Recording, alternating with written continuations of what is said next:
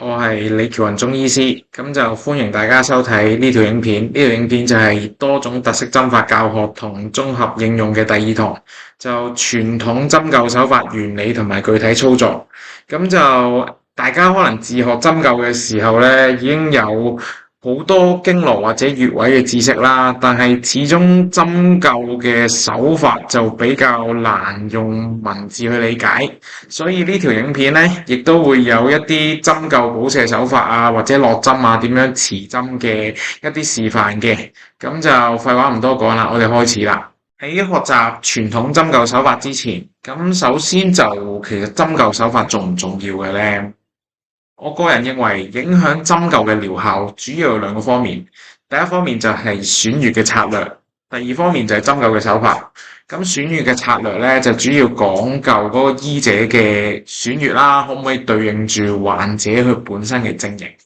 咁譬如一個患者嚟求診啦，佢係胃痛嘅，咁你可唔可以選取一啲胃痛嘅穴位去治療咧？咁第二樣嘢啦，咁就針灸手法方面都會有影響佢針灸療效嘅。你可唔可以發揮到佢穴位本身嗰個療效，去幫助呢位患者啊？咁喺針灸易學，作者李修仙就講：先少學針灸，或只知若穴難，不知難不在穴，在手法易。明於穴而手法不明，終身不醫一病。佢呢度就講嗰個針灸手法對嗰個疾病療效嘅重要性。呢個就係一個正確嘅針灸嘅流程圖，可以見到咧，正確嘅針灸就有以下7個嘅步驟。第一個就係喘穴，第二個係針刺，第三個係後氣，第四個係得氣，第五個係補瀉，第六個係手氣，第7個就係取針。咁就一陣間呢條影片咧，會將每個步驟需要留意嘅原理啊、操作手法啊、注意事項都會講俾大家聽。咁就亦都會有示範嘅影片，咁就大家要放心。喺呢度我想簡述一次大概針灸成個流程係點啦。咁第一步就要喘穴啦，咁就醫生要學識點樣可以揾到患者嘅穴位出嚟。第二步針刺，咁就係施針啦，咁就一陣間會講點樣去揸好支針啊，點樣落針啊，患者會冇咁痛。第三步啦，後氣啦，後氣就係等候經氣嘅意思。咁就如果就患者就可能虛弱啲啦，或者一啲情況啦未得氣嘅時候咧，我哋可以做啲乜嘢嘅方法令到患者嘅經氣快啲到達我哋嘅針尖下邊。第四步咁就係得氣啦，咁就患者嘅經氣已經係我哋嘅針尖下邊啦。咁喺得氣嘅時候咧，會有啲乜嘢嘅手感咧？咁就一陣間都會同大家講嘅。第五步就補瀉手法啦，我哋點樣利用患者嘅經氣去做一種補法或者瀉法去治病。第六步就係手氣啦，我哋點樣將呢個療效可以有一個持續嘅效果咧？最後就係取針啦，咁取針亦都要講究一啲細節嘅，就例如你係喺患者吸氣定係呼氣嘅時候取針啊，定係你取咗針之後，你按穴位嘅嗰個快慢都有對補瀉手法有影響嘅。咁我哋先由第一步就喘穴開始講起。我先講述針灸嘅第一個步驟喘穴。咁喘穴會經常用到我哋隻左手嘅。咁喺針灸嘅過程入邊啦，我哋嘅左手其實係扮演住乜嘢嘅角色㗎？喺針灸大成入邊有句説話：為善針者，信用左手；不知針法者，自右手起也。其實喺針灸過程咧，可唔可以善用左手咧？其實係會好大程度影響住我哋嘅療效嘅。咁我哋嘅左手同埋右手喺針灸過程中分別會進行乜嘢嘅工作咧？呢度就係上網嘅一張圖片啦，可以見到左手咧，其實就會按住喺穴位嘅附近，而右手係負責施針嘅。左手稱為壓手。佢就負責係尋找穴位啦，同埋控制穴位附近針孔嘅大細。右手叫做刺手，佢就負責施針啦，同埋操作我哋嘅補瀉手法嘅，係我哋左手嘅職責嚟嘅。咁目的係咩呢？係為咗確保我哋中醫師可以將針尖準確無誤咁樣刺到去穴位嘅前置工作嚟啦。我哋隻左手喺針刺落患者之前咧，其實需要幫我哋做好多嘢嘅。咁第一樣嘢啦，佢需要幫我哋將穴位係充分咁樣暴露。咁部分嘅穴位咧喺佢上方，其實有好多嘅組織係阻擋住我哋，譬如我哋嘅內關穴咁樣啦，佢上方就會有啲筋啊或者係血管係阻擋啦。咁左手係負責去揉撥佢，令到個穴位係充分暴露喺我哋左手嘅食指下方嘅。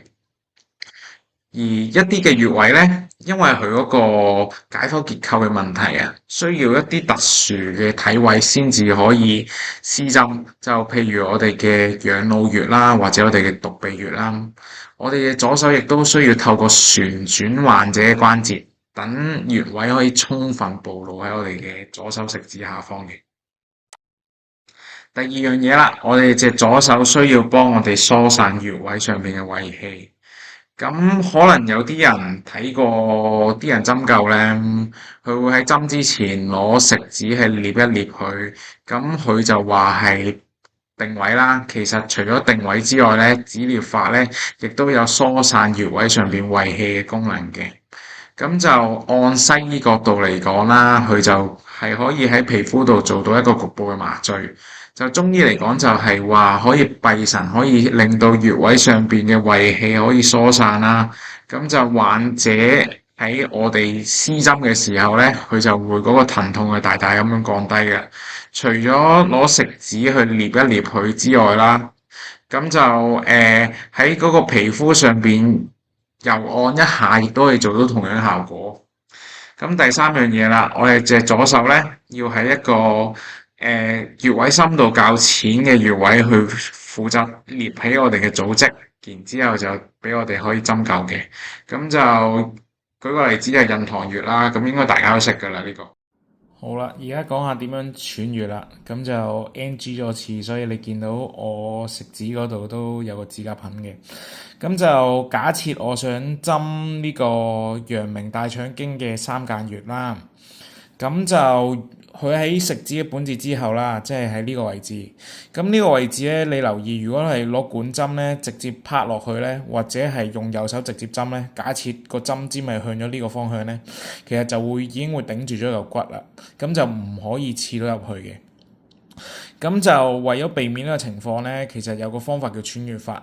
其實講就講到好似好複雜，其實就係將佢嗰個空間係拉開佢，就俾支針可以係刺到入心部嘅。就嗰個原理就同人哋按壓住眼球執針精明穴一樣嘅。咁就我示範一次啦。咁就先推開呢度啲筋膜啊、肌肉啊咁樣，然之後繼續推、繼續推、繼續推，慢慢咧，你會 feel 到嗰個肌肉咧已經俾我撥開咗啦。之後就嗰個三間穴咧就會喺我個指甲嗰度出現咗。然之後左手按壓住佢，右手喺呢個縫位嗰度刺針咧，咁就可以刺到入去穴位心部，就唔會針碰到嗰個骨，跟住導致吉唔入去。點樣去喘穴？而家就到針灸嘅第二個步驟，我哋點樣去施針？咁首先我哋點樣去揸好一支針呢？呢度係一張上網揾到嘅圖片嚟嘅。咁我先喺度解釋一下我哋嘅針具嘅結構啦。好多人以為咧，我哋嘅針咧係由兩個部分組成嘅。呢度係一支針啦，然之後喺呢度咧攞第二種金屬，好似透過焊接嘅方法去連接。咁就所以啲人以為我哋啲針咧可能好容易喺呢個位置會斷嘅。其實我哋嘅針嘅結構就唔係咁。我哋針咧其實係成條伸延到呢度，然之後喺呢個位置咧，用一啲金屬絲翹住佢嘅，所以而家嘅針咧其實好難斷。佢有一個好強嘅柔韌性喺度。咁而因為喺呢個有柔韌性嘅情況底下咧，我哋啲針咧其實係應該要用食指同埋拇指去揸住佢嗰個針柄底部啊。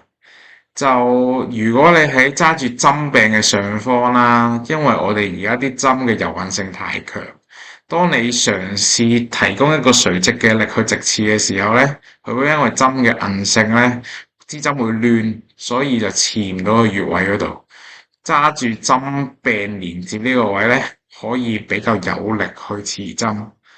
然之後，我哋嘅中指同埋無名指係負責攞嚟定位嘅，就可以提供一個較好嘅角度去施針啦。之後最後用指力去插入我哋嘅所在穴位。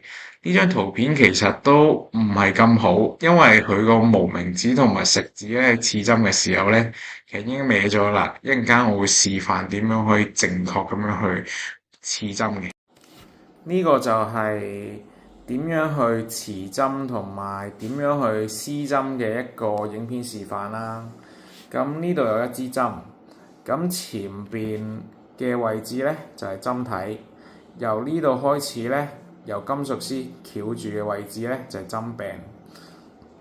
我哋應該要握喺針柄嘅邊一個嘅位置咧？咁有啲人中意握中間啦，咁後邊就應該冇乜人握噶啦。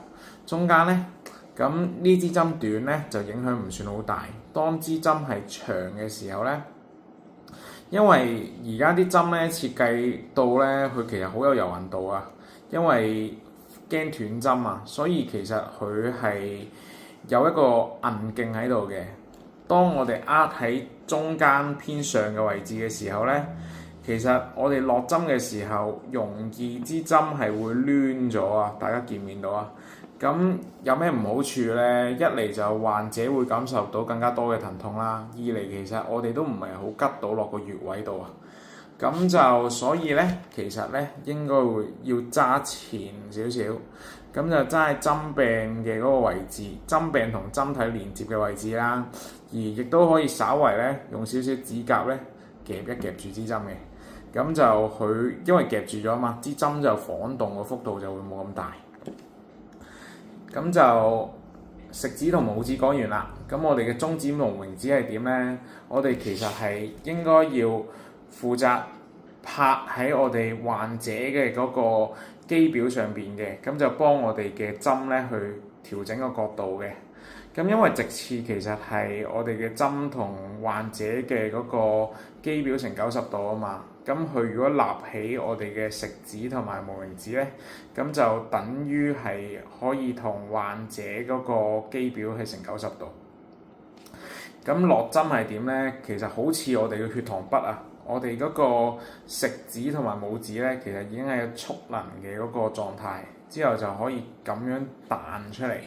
當然啦，我哋嗰個無名指同埋中指啦，都要稍為讓少少位俾佢拮落去嘅。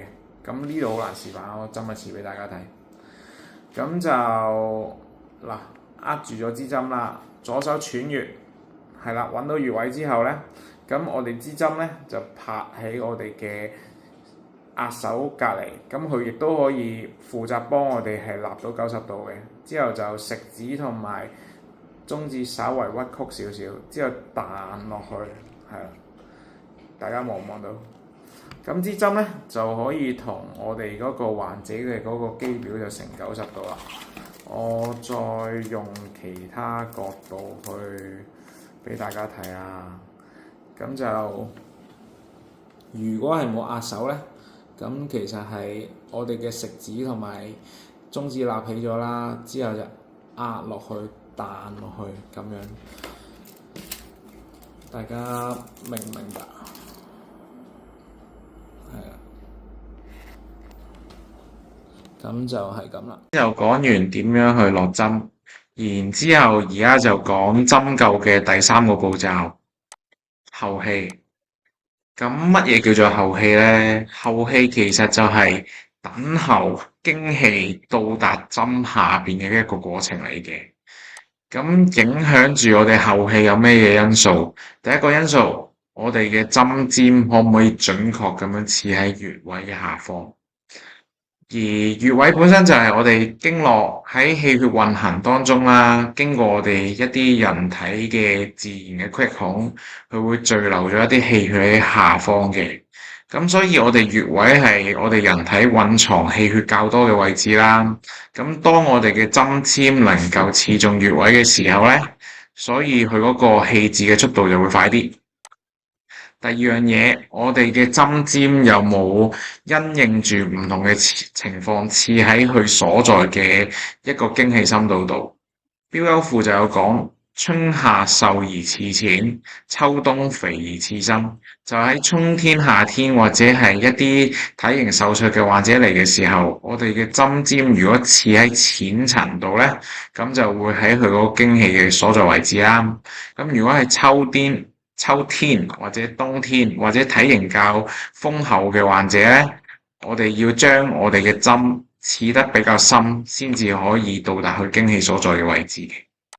而第三樣嘢，亦都視乎患者本身佢嘅身體狀況啦，同埋經絡嘅情況啦。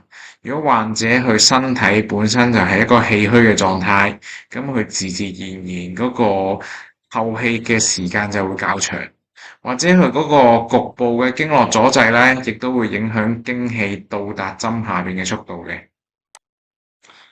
我哋點樣可以加速一個氣滯啦？咁加速得氣嘅方法，我哋稱為吹氣法。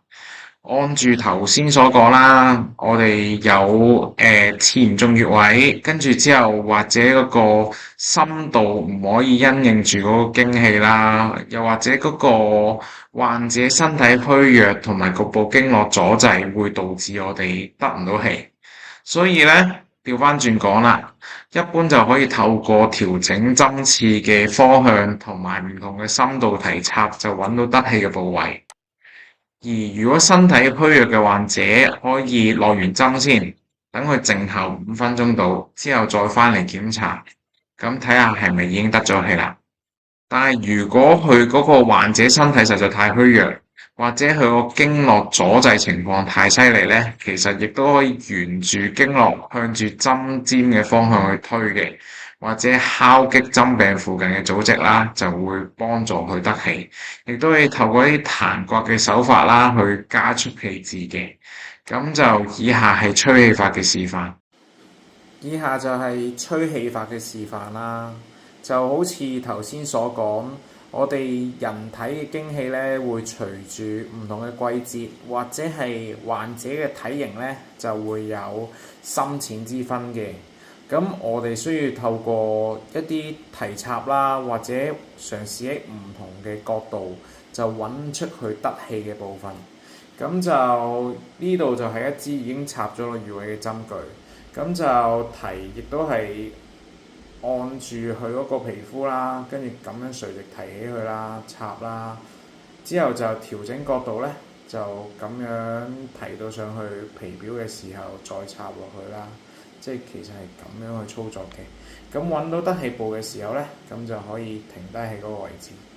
咁就剛才亦都有講到，可以透過循經去游按嘅方法咧，咁就去加速嘅吹氣。假設佢個經絡係由呢邊流經到呢邊，佢由於呢度嘅經絡阻塞咧，咁就導致個經氣到達唔到去嗰個針下邊。咁我哋可以透過咁樣敲擊嘅方法啦，慢慢敲到落去嗰個針嘅附近，然之後嘗試再提，跟住佢其實已經得咗氣啦，或者游按亦都可以嘅。咁另外仲有少少嘅吹氣嘅方法啦，咁就係再用喺支針嗰度嘅。咁就佢可以透過刮嘅方法啦、彈嘅方法啦，去令到佢可以加速嗰個經氣氣滯喺我哋針下邊嘅。頭先經歷完揾穴位、施針，然之後等候患者經氣聚喺針下邊啦。然之後我哋已經落到去第4個步驟啦，就係得氣。咁究竟乜嘢係得氣呢？喺標優庫有描述到得氣嘅嗰個狀態嘅，就係氣之至也，如魚吞鈎離之浮沉；氣未至也，如閒處幽塘之深水；氣速至而速效，氣遲至而不至。而針灸甲乙經亦都有講啦，後敷內針，氣出針入，針空四失，精無從去，方實而疾出針，氣入針出而不得還，閉塞其門，邪氣布散，精氣乃得存。咁就先從標標休庫開始講起，佢呢度就描述咗得氣前同埋得氣兩個嘅狀態。咁就得氣前嘅狀態咧，就係閒處幽塘之心碎。呢度係一個釣緊魚嘅男仔嘅一個公仔啦，可以見到其實佢仲未有魚去咬佢嘅脷嘅。喺呢個時候咧，佢無論抽起個魚竿，或者再將個魚脷拋去更加深嘅位置咧，其實亦都唔會有任何嘅阻礙嘅。所以我個人理解啦，得氣之前嘅閒處幽塘之心碎咧，其實係得氣之前嘅任何針詞動作咧，其實都係順暢無比。咁第二段啦，針灸甲乙經就講啦，後敷內針，氣出針入，針空四失。其實呢個係講緊一個呼吸補瀉法嘅一個過程。當呼氣嘅時候入針啦，佢喺針附近嘅位置咧就冇晒任何嘅空間，所以嗰個針就會俾我哋嘅組織捉住咗。呢個係一張魚準備去咬我哋脷嘅一個過程，佢係需要用佢個口去吸附住我哋支針嘅。所以我認為得氣嘅手感就係針旁邊嘅組織吸附住針嘅過程。咁如果要做到呢一個嘅過程咧，其實嗰個喘穴嘅步驟要做得比較好，需要將嗰個穴位上方嘅組織咧就完全暴露。我哋嘅針咧可以針喺肌肉同肌肉啦，或者肌肉同骨之間嘅夾縫。咁透過刺激嘅時候咧，患者嘅組織先至會吸附住支針嘅。咁就以上都係我嘅經驗之談啦，咁就可以供參考。如果唔同意咧，都冇所謂嘅。得氣重唔重要咧？得氣係指患者嘅經氣聚咗喺我哋嘅針尖嘅下方啦，一定要得咗氣之後，施術者嘅補瀉手法先至會同患者嘅身體有關聯嘅。咁我就用收音機做例子。患者嘅針可唔可以得氣咧？其實同收音機可唔可以調啱個頻道係一樣嘅。如果未選中頻道之前咧，其實調整收音機嘅大細聲咧係冇任何嘅意義嘅。咁我哋針灸嘅得氣都係同樣嘅原理啦。患者嘅針下邊未有經氣嘅時候，我哋就咁做一啲補發嘅動作啊，或者瀉發嘅動作啊，其實亦都調整唔到患者本身嘅身體狀況嘅。咁只有喺得氣嘅前提底下啦，做嗰啲嘅動作先至會有意義嘅。亦都想解釋一個關於得氣嘅誤區啦。好多人會認為針灸如果出現酸、麻、脹、痛係代表得氣，咁坊間亦都有部分人為咗加強酸麻脹痛嘅表現，咁就用一啲較粗較長嘅針啦，或者係較強力嘅提插點鑽，希望透過咁嘅方法咧，去加大佢呢啲所謂嘅得氣表現。咁上述講嘅酸麻脹痛係咪代表得氣咧？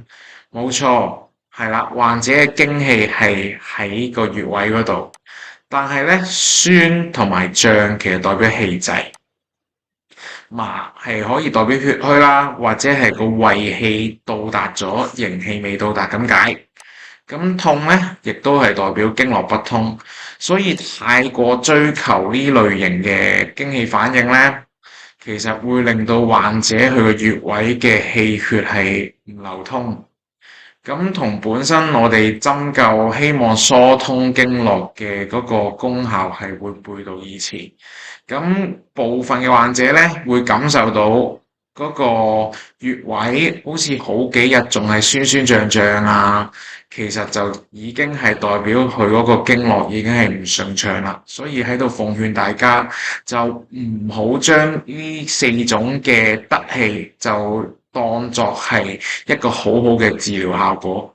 先就講完得氣，咁而家就去到我哋針灸嘅第5個步驟，補瀉手法呢度啦。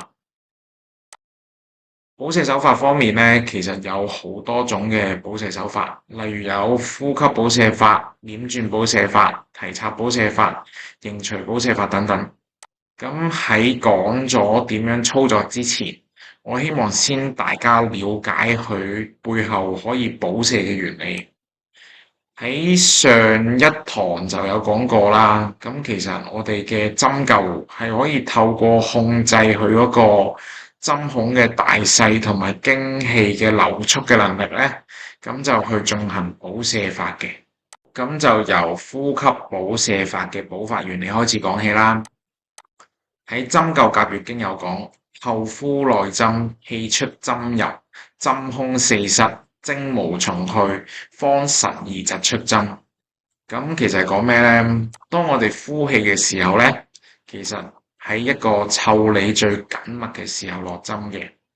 咁佢個表現咧，會針同我哋嘅組織咧，其實係相當之緊密嘅，會令到穴位嘅氣血唔可以流通。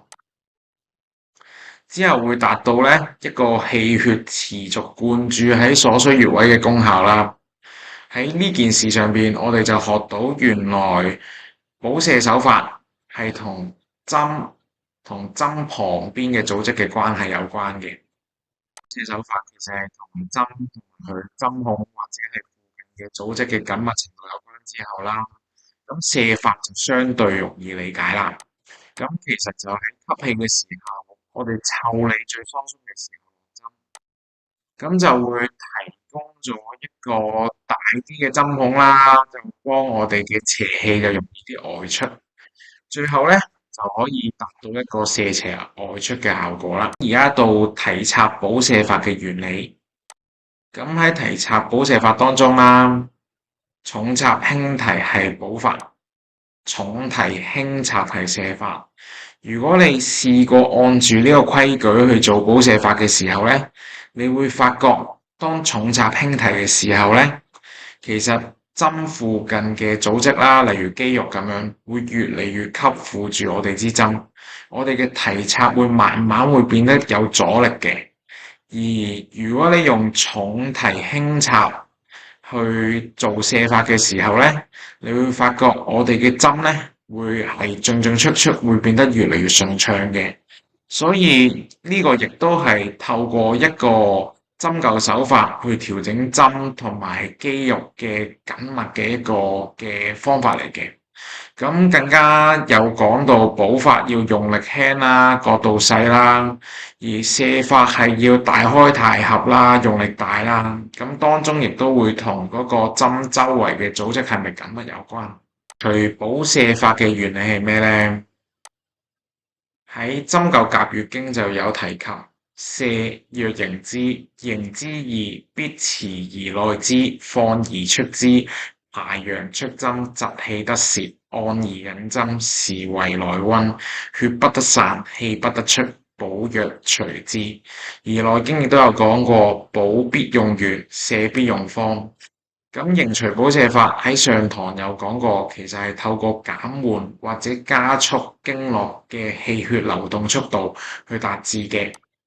咁先講補法方面啦，佢可以加速我哋經絡氣血嘅流動速度，透過帶走我哋身體雜質去導致補發。而瀉法方面，就喺針灸甲乙經嗰度有講，排陽出針，疾氣得泄，佢係提供一個出口去瀉去我哋過快嘅陽氣。咁以下係唔同補瀉手法嘅示範啦。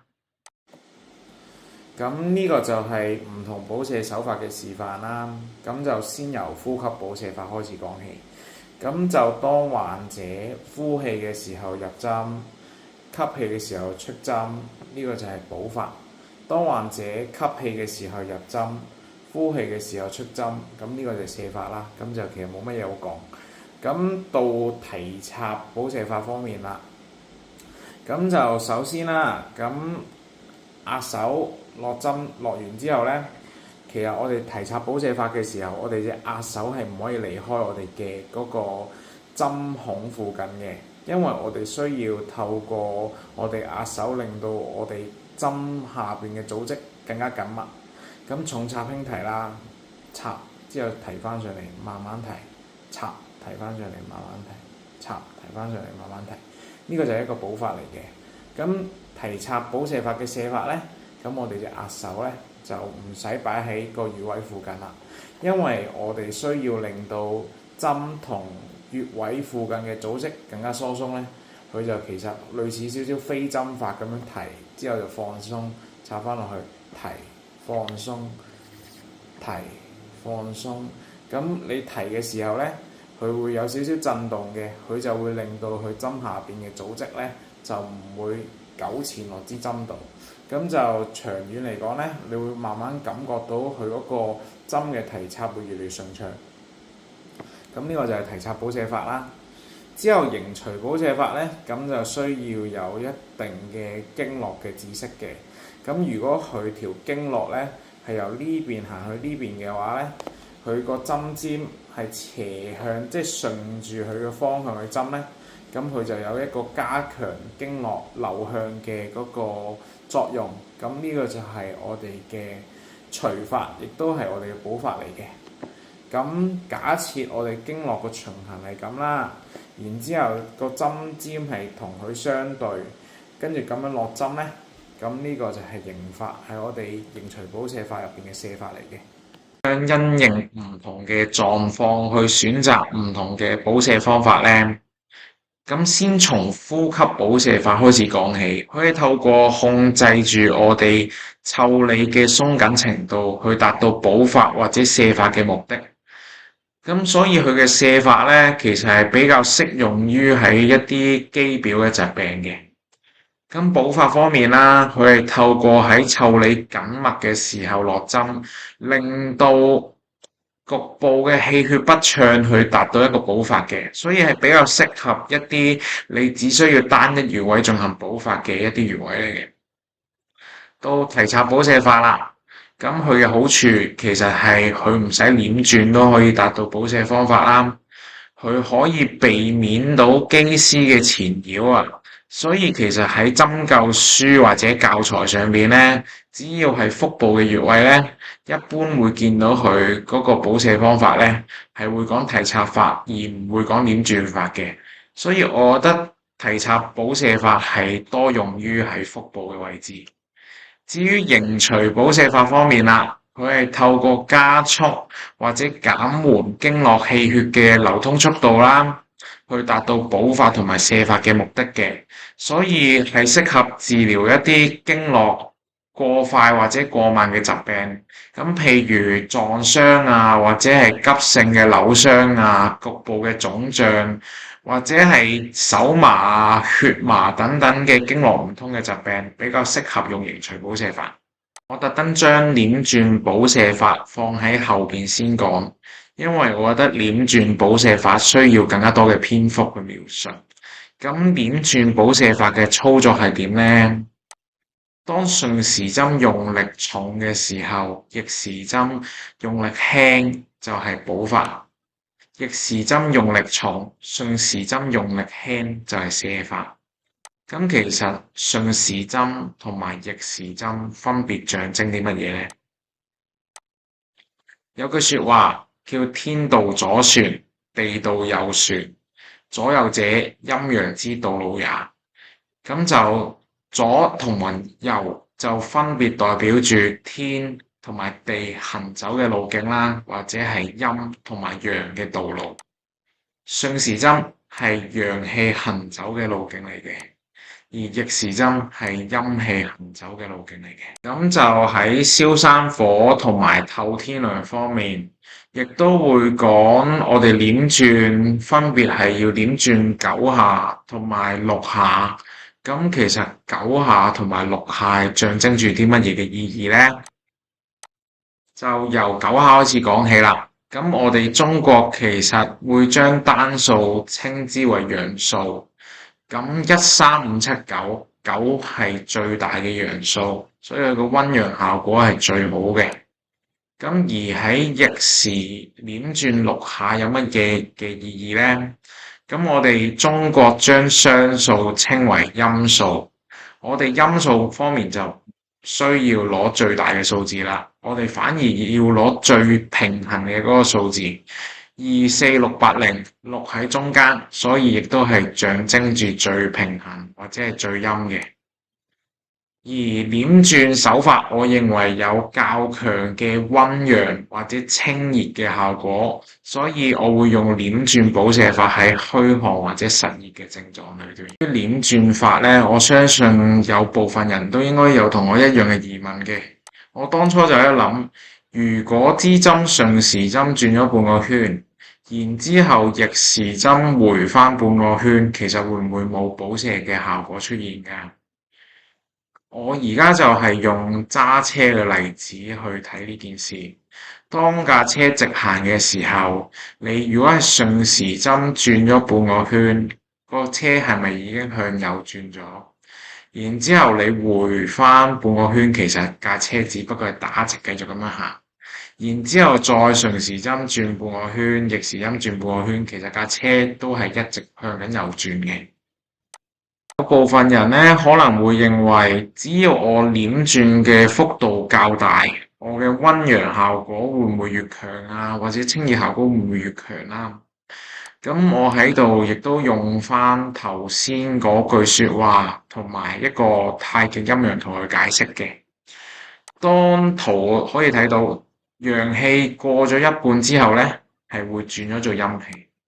而陰氣過咗一半之後咧，亦都會轉咗做陽氣嘅，所以太大嘅點轉幅度咧，係唔會令到你有更加強嘅溫陽效果嘅。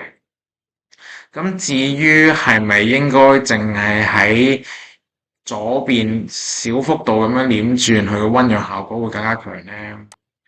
咁因為孤陽不生啦，咁陽同陰除咗對立之外咧，亦都有互根互用嘅一面嘅，所以就唔使話諗太多無謂嘢啦。咁直接咧喺我哋嘅北位啦，或者係水位啦，叫做向我哋嘅南方去點轉，咁就已經係有好強嘅溫陽效果啦。點轉嘅手勢就仲有少少嘅細節，我哋係用拇指同埋食指去持針嘅。咁其實我哋有兩個井穴啦，就係少商穴同埋商陽穴，佢係經氣所出嘅位置。我哋可以用我哋嘅井穴去調動患者嘅經氣嘅。咁呢個就係我哋點轉補瀉法嘅示範影片。咁就首先呢，頭先講到我哋嘅少商穴同商陽穴嘅位置喺邊呢？當我哋係咁樣揸住支針嘅時候呢，我哋嘅少商穴同埋商陽穴其實係針嘅兩側嘅，佢係我哋嘅井穴嚟嘅。咁我哋有經氣喺呢度出啦，咁就大家俾啲幻想力，我哋嘅少商穴經氣係咁樣行，商陽穴係經氣係咁樣行嘅，所以我哋可以透過我哋井穴嘅特性去調整到患者嘅經氣嘅。咁有樣嘢都漏咗冇講，點轉補瀉法個點字呢，其實就講咗我哋大概嗰動作嘅要點係點啊。佢係需要幻想好似我哋嘅針係一個成熟咁，將佢越擰越細，越擰越細。咁就操作一次俾大家睇啦。咁我先由補法開始講起啦。補法呢，咁就要令到個針同佢針附近嘅組織就越嚟越緊密。所以我哋嘅動作要細，但係我哋點轉嘅時候個力度係要大嘅。咁就為咗針孔可以縮細少少啦，我哋隻壓手都要擺喺旁邊啦，咁樣撳住先。就然之後呢，就我哋嘅少商穴同埋商陽穴就咁樣擺，佢就可以控制到患者嘅經氣啦。然之後動作要細啦，咁轉半個圈翻嚟，轉半個圈翻嚟，就盡量令到個針咧就唔會有太多嘅晃動嘅，係啦。咁咧就係點轉補瀉法嘅補法啦。咁就瀉法啦，咁佢個要點就會同補法啱啱相反嘅，佢需要我哋嘅動作係大開大合，咁就唔需要用到左手嘅壓手，咁淨係用右手啦，一樣係咁樣夾住支針先。之後就類似飛髮嘅嗰個方法，係啦，咁就發半個圈，之後收翻嚟順時針轉翻半個圈發。咁嗰個動作可以大嘅，係啦，sorry， 大收翻嚟，係。咁呢個就係卸髮啦。咁無論係補髮同卸髮都好啦，你轉咗幾多，你就要翻幾多，咁就以免會有滯針嘅情況出現嘅。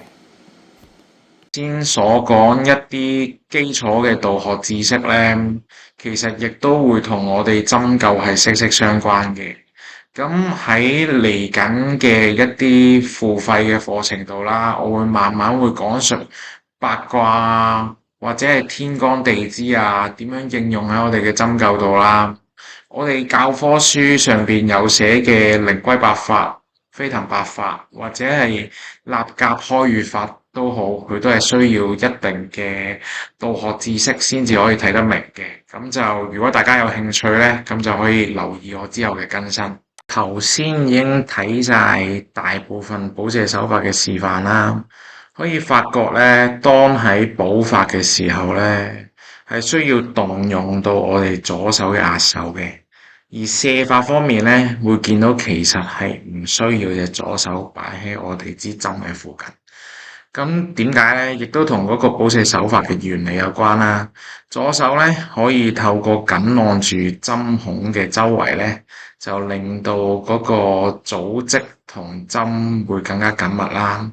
所以補法呢，佢嘅鏈轉呢，亦都需要強調佢嘅動作幅度較細，令到佢個針孔就越嚟越緊密，咁就會佢個補法效果越嚟越強。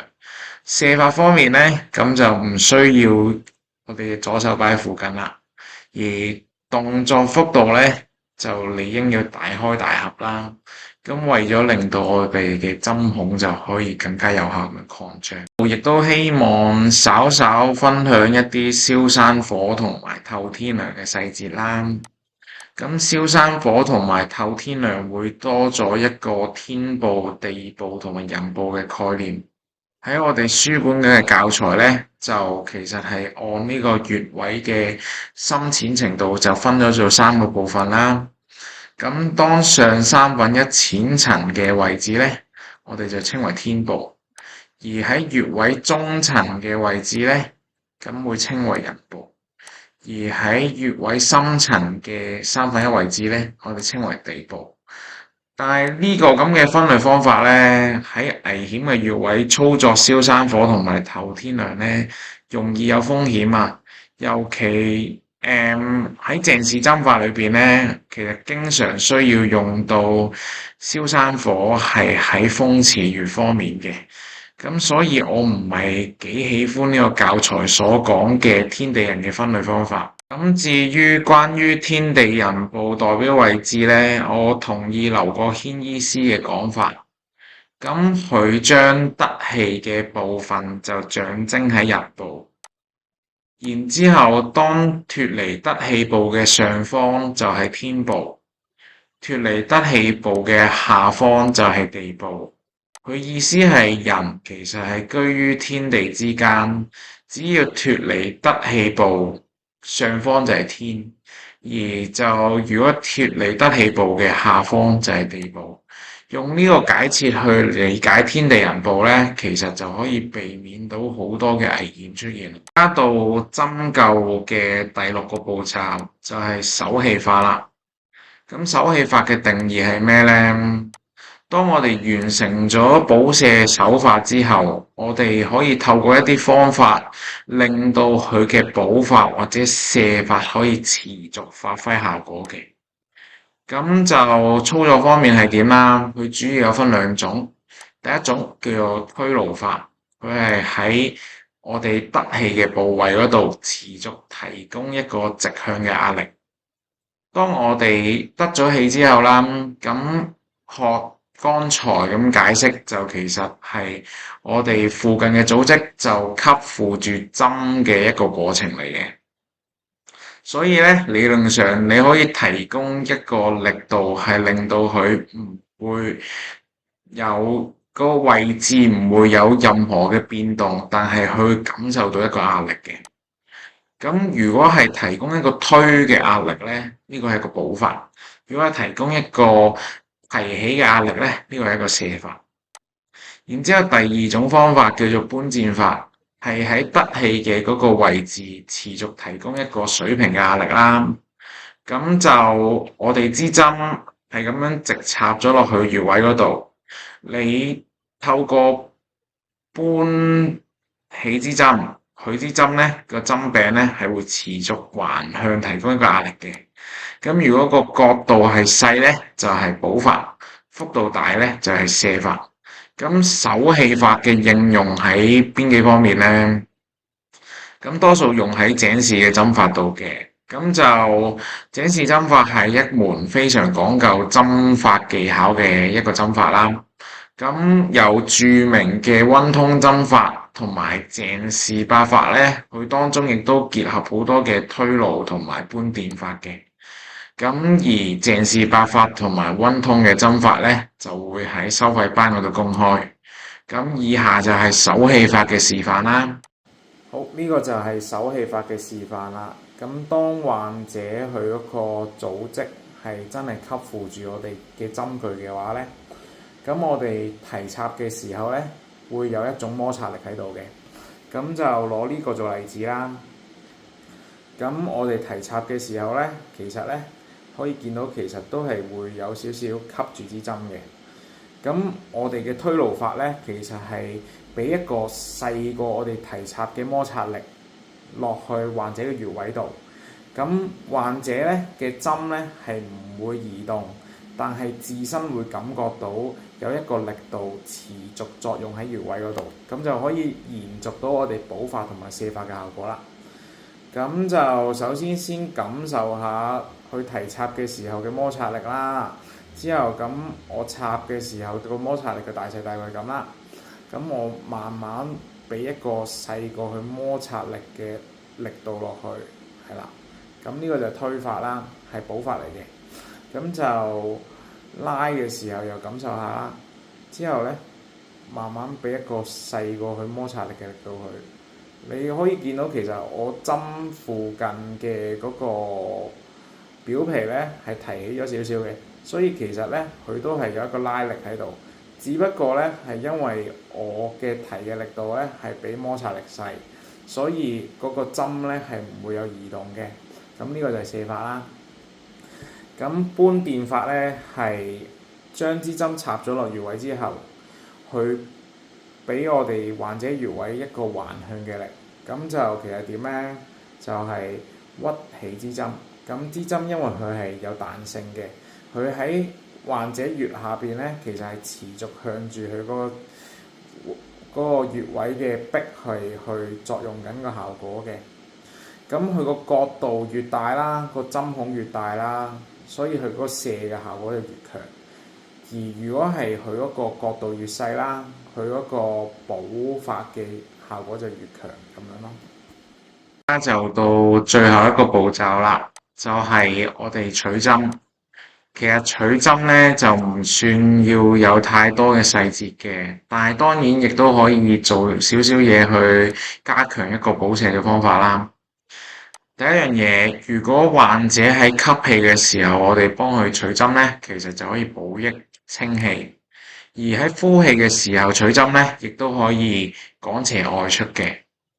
咁當我哋取針嘅時候啦，即刻緊按住我哋嘅針孔，可以防止真氣嘅流出。而喺取針之後，稍後先按壓住我哋針孔咧，咁就可以提供一個路徑，就俾邪氣外出嘅。咁旁邊呢個咧，就係我哋取針之後嘅補瀉方法啦。咁好多謝大家就條影片咁長都睇到而家。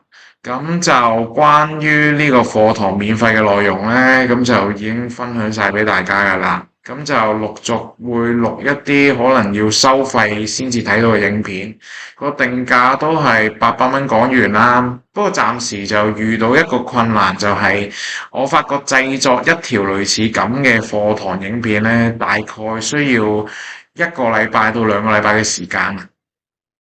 咁就我本身個課程內容嘅編排呢，就希望先講晒我哋教科書所講嘅一啲針灸嘅方法啦。例如我哋下堂就會講一個鄭氏嘅針法啦，之後會講五腧穴啦，然之後就再係講一啲可能大家會接觸到嘅一啲針法，例如係耳穴啊等等嘅全息針，最後先慢慢講八卦理論啊，或者係一啲關於係道學嘅靈龜八法、納甲開穴法、飛騰八法嘅針法。咁所以我見嗰個時間好似好耐。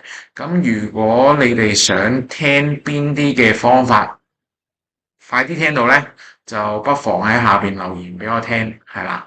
咁就呢條影片就喺度結束啦。咁就請大家就讚好啊、分享啊、訂閱啦。咁就多謝各位。